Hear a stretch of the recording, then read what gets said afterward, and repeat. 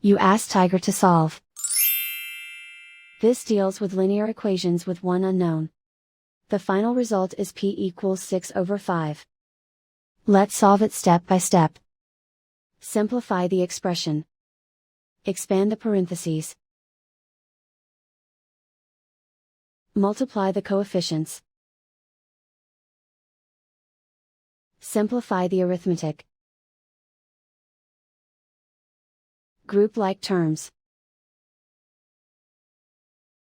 Combine like terms. Group all constants on the right side of the equation. Add 12 to both sides. Simplify the arithmetic.